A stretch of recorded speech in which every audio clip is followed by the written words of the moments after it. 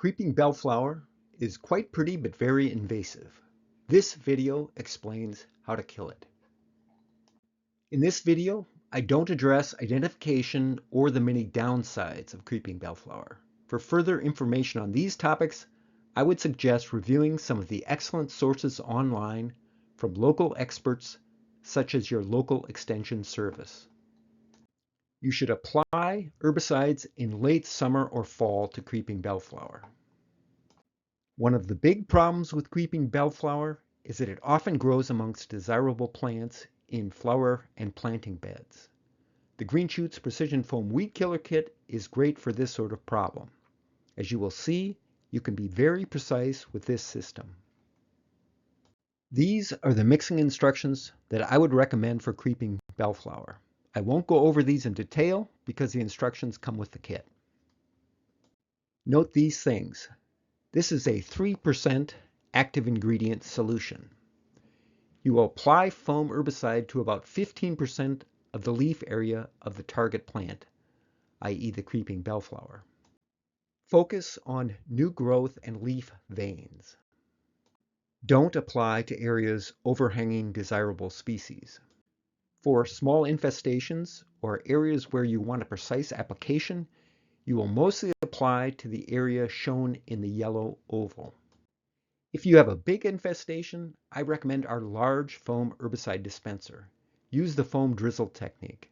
This is fast and very effective. So let's see how this approach works. This is a small planting bed with creeping bellflower. Assume the owner wants to keep the daylilies in this bed.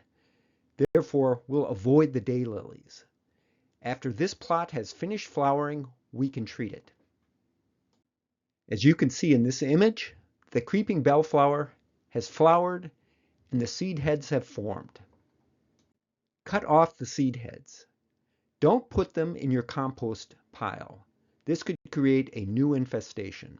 Instead, dispose of the seed heads in your trash if allowed, or at a city compost site where high composting temperatures are reached. Your patch will look something like this after you cut off the seed heads. There are two ways you can treat the bellflower. First, if there are desirable species nearby the stem you want to treat, you can bend the bellflower stem near the ground and below any desirable plants. Apply foam herbicide to the bent part of the stem. If there is nothing desirable beneath the leaves, apply the foam directly to the leaf near the midvein as shown here. This is probably the most effective technique of the two. Apply to at least 2 leaves on every stem.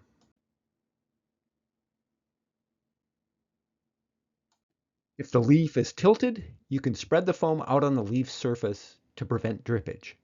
Spread the foam with the black nozzle straw of the dispenser. The patch of creeping bellflower might look something like this after you have finished. If you miss some of the creeping bellflower plants, don't worry. We'll come back again for a second round. Wait about 2 to 3 weeks and go back to the patch. After 2 to 3 weeks, your planting bed might look something like this. As you can see from the brown areas in the photo, the treatment has been very successful. Non-target plants have not been harmed. The treated bellflower should look brown and crispy like this, or this.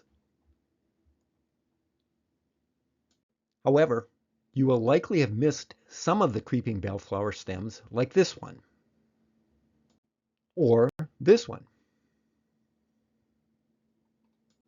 Not to worry, treat any of the remaining bellflower just as you did with the first application. Treat this stem and treat these leaves. You can also treat other weeds like this little weed tree. I treated this one by bending the stem to break open the bark. Then I applied foam herbicide to the broken area. You can also do a cut stem treatment on weed trees like this one. Here's the retreated plot.